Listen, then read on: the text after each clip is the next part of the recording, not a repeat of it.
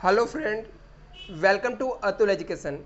तो फ्रेंड, इस वीडियो में हम लोग मैनेजमेंट अकाउंटिंग के कुछ एमसीक्यू करने वाले हैं, जो कि अराउंड 20 एमसीक्यू है। आपका जो एक चैप्टर है फाइनेंशियल स्टेटमेंट एनालिसिस, ये चैप्टर के एमसीक्यू जो मोस्ट इंपॉर्टेंट एमसीक्यू है वो इसके अंदर हम लोग कवर अप करने वाले हैं। तो आप लोग वीडियो को लास्ट तक देखिए। वीडियो पसंद आएगा तो लाइक करना और इस चैनल को सपोर्ट करने के लिए चैनल को सब्सक्राइब कर लेना। चलो स्टार्ट करते फ्रेंड। कम समय में हम लोग ज़्यादा से ज़्यादा एमसीक्यू को कवर अप करेंगे। इसके नेक्स्ट सीरीज में हम लोग नेक्स्ट वाले चैप्टर का एमसीक्यू रेशियो एनालिसिस के एमसीक्यू देखेंगे। सबसे फर्स्ट इसके एमसीक्यू देखते हैं क्या दिया है यहाँ पे। सबसे फर्स्ट दिया है common size statement is a tool of. क्या दिया है? Common size statement is a tool of. जो कॉमन साइज स्टेटमेंट है वो किसका टूल है?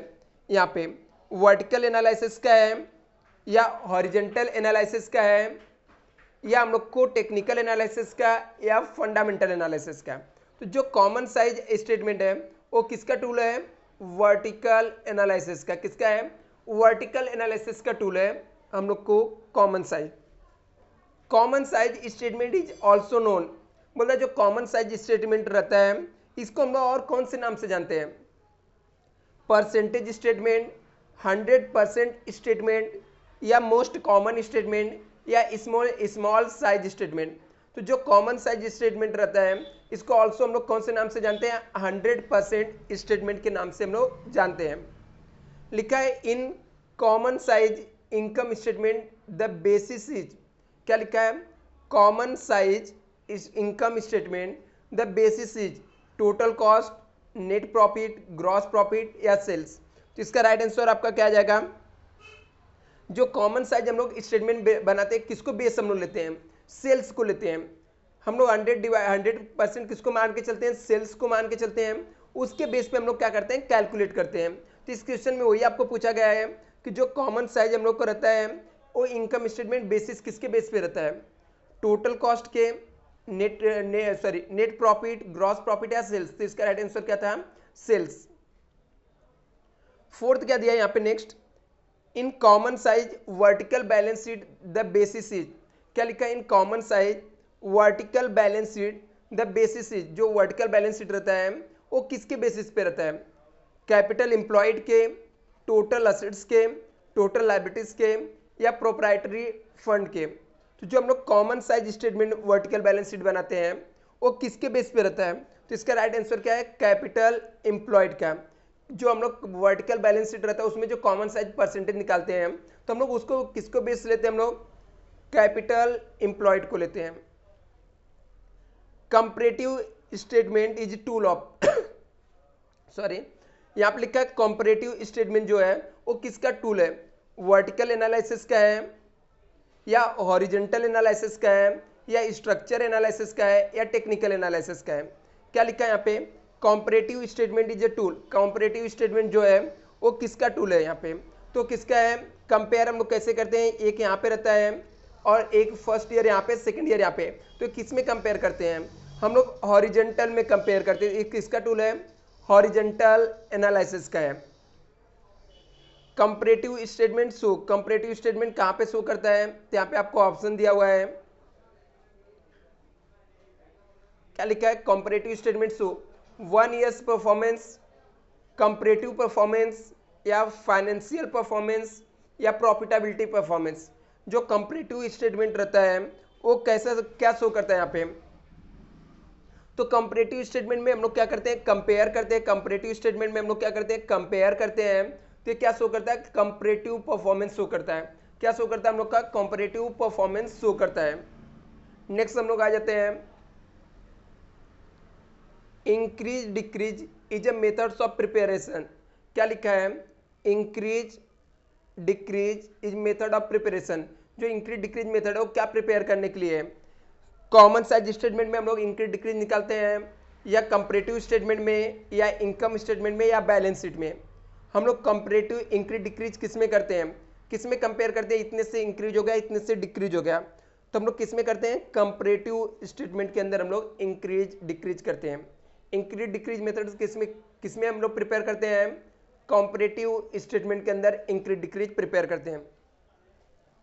नेक्स्ट देखते हैं percentage increase decrease methods prepare of balance sheet के लिए प्रिपेयर करते हैं, इनकम स्टेटमेंट के लिए, कंपैरेटिव स्टेटमेंट के लिए, कॉमन साइज स्टेटमेंट के लिए। सेम क्वेश्चन है, कोई चेंजेस नहीं है। किसके लिए हम लोग प्रिपेयर करते हैं? कंपैरेटिव स्टेटमेंट्स के लिए प्रिपेयर करते हैं। आगे trend analysis technique of analysis of trend analysis जो टेक्निक है उसके अंदर हम लोग क्या एनालाइज करते हैं? ग्रोथ इन परफॉर्मेंस या चेंजेस इन परफॉर्मेंस या ट्रेंड इन परफॉर्मेंस या डिक्रीजेस ऑफ परफॉर्मेंस। हम लोग किसके बारे में यहाँ पे एनालाइज करते हैं? क्या लिखा है यहाँ पे?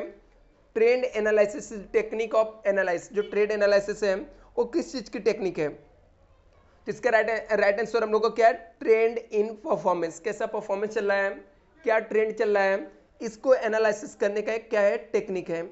नेक्स्ट देखते हैं,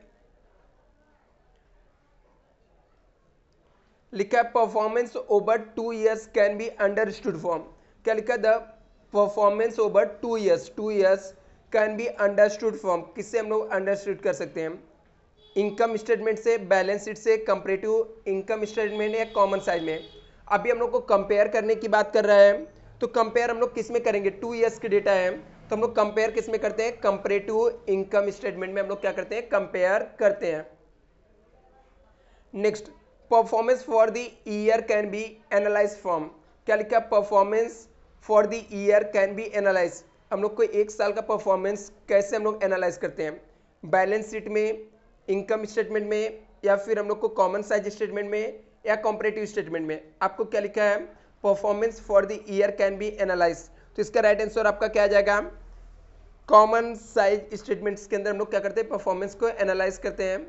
एंड द नेक्स्ट हम लोग देखते हैं यहाँ पे,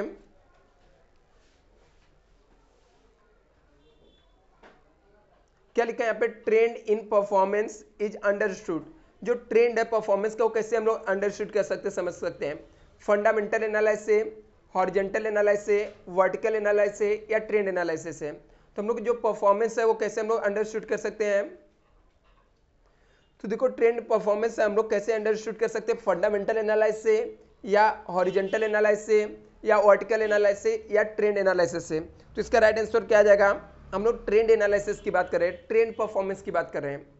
तो हम लोग कैसे इसको अंडरस्टूड कर सकते हैं? ट्रेंड एनालिसिस के थ्रू अंडरस्टूड कर सकते हैं। नेक्स्ट लिखा है यहाँ पे, earliest year has to the consider at the base year. जो हम लोग का अर्लीस्ट ईयर रहता है, जो स्टार्टिंग का ईयर रहता है, उसको हम लोग क्या कंसीडर करते हैं? Base year.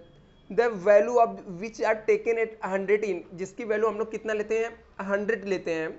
ये क्या रहता है? बैलेंस शीट होता है, इनकम स्टेटमेंट होता है, ट्रेंड एनालिसिस होता है या कंपैरेटिव स्टेटमेंट रहता है। तो 13 का राइट आंसर आपका क्या आ जाएगा? सी आ जाएगा। क्या आ जाएगा? ट्रेंड एनालिसिस होता है। क्या होता है? ट्रेंड एनालिसिस से होता है। आगे, फॉर इंटरफॉर्म कंपैरिजन। इंटरफॉर्म में कंपैरिजन हम लोग कर रहे हैं, किस में करते हैं? Comparative statement prepare, common size statement prepare या balance sheet statement is prepare या इनकम स्टेटमेंट प्रिपेयर। क्या लिखा है? For interfirm compare. दो ए बी दो फॉर्म है, दोनों को हम लोग कंपेयर किससे करते हैं? यहाँ पे कंपैरेटिव स्टेटमेंट में करते हैं या कॉमन साइज स्टेटमेंट में करते हैं या बैलेंस शीट में प्रिपेयर करते हैं या इनकम स्टेटमेंट के अंदर प्रिपेयर करते हैं। तो 14 का राइट आंसर आपका क्या आ जाएगा? इसका राइट आंसर आपका आ जाएगा comparative statement in prepare, comparative statement prepare करके। नेक्स्ट यहाँ पे लिखा है, interfirm comparison become misleading when two different firm are follow. क्या लिखा है? Interfirm comparison become misleading when two different firm follow. जब दो अलग अलग फॉर्म फॉलो करते हैं तो क्या होता है? Interfirm compare become the misleading, wrong mislead करता है। When two firm are follow करते हैं तो इसमें क्या है? सेम पॉलिसी रहता है या हम लोग को यहाँ पे डिफरेंस पॉलिसी रहता है या सेम अकाउंटिंग सिस्टम रहता है या सेम प्रोसीजर रहता है। तो क्या लिखा है? Interfirm comparison become the misleading when two different firm follow. तो इसका राइट आंसर आपका क्या आ जाएगा? 15 का डिफरेंट पॉलिसी रहेगा तो क्या होता है? मिसलीडिंग होता है। Common size statement can not make, horizontal form में, वर्टिकल एनालिसिस में, कंबाइन एनालिसिस या टेक्निकल एनालिसिस। बोलता है common size statement can not make. हम लोग कॉमन साइज स्टेटमेंट किस में नहीं बना सकते हैं? तो कंबाइन एनालिसिस में प्रिपेयर नहीं कर सकते। इसका राइट आंसर क्या हो जाएगा, combine analysis. Common size statement can not find out relationship between, क्या लिखा है, common size statement can not find out relationship between किसमें, sales and capital employed, sales and GP में, या एक्सपेंसेस एंड सेल्स में, या नेट प्रॉफिट एंड सेल्स में। Common size statement can not be find out relationship between, किसमें हम लोग relationship नहीं फाइंड आउट कर सकते हैं, तो इसका राइट क्या आ जाएगा, सेल्स एंड कैपिटल एम्प्लॉयड। क्यों, क्योंकि कैपिटल एम्प्लॉयड जो रहता है वो बैलेंस शीट में रहता है, सेल्स कहाँ पे रहता है, इनकम एनालिसिस में रहता है।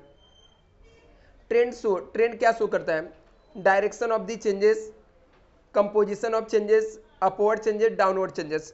तो 18 का राइट आंसर आपका क्या आ जाएगा, डायरेक्शन ऑफ चेंजेस, कौन से डायरेक्शन में चेंज हो रहा है, ये हम लोग का ट्रेंड शो करता है।